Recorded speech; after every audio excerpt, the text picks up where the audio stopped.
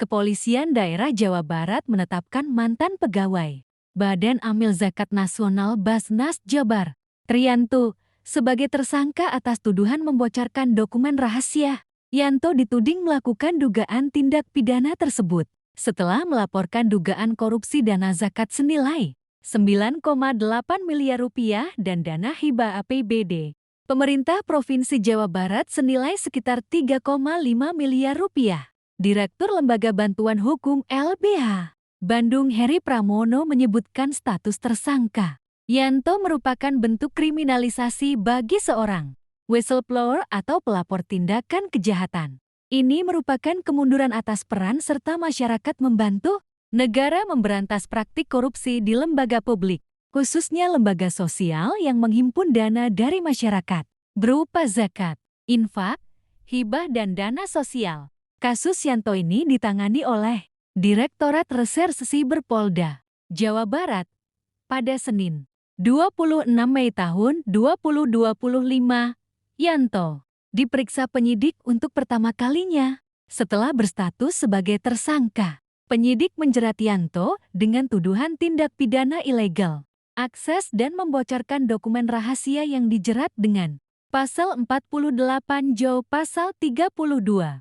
1 dan 2 Undang-Undang ITE. Heri mengatakan, yang dilakukan Yanto sebagai seorang pelapor kasus korupsi tidak bisa dituntut secara hukum, baik pidana maupun perdata. Pasalnya, proses pelaporan yang dilakukan Yanto masih dalam konteks membongkar praktik korupsi yang merugikan keuangan negara. Bahkan, Yanto sempat melaporkan kasus dugaan korupsi dana zakat itu ke tim pengawas internal Basnas hingga ke Inspektorat Pemprov Jabar.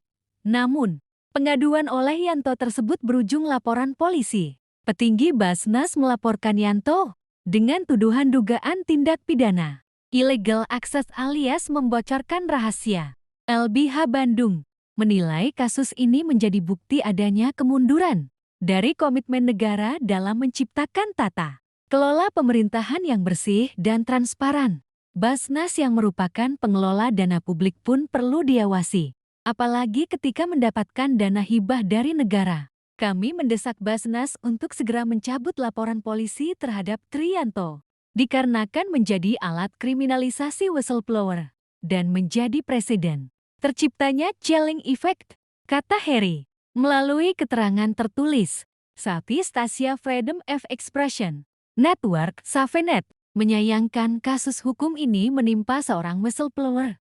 Safenet menyatakan bahwa hal ini merupakan bentuk kriminalisasi atas kebebasan berekspresi dan partisipasi publik. Hal ini merupakan bukti pasal-pasal karet di Undang-Undang ITE seperti Pasal 32, Ayat 1 dan 2 kerap dijadikan alat untuk membungkam publik.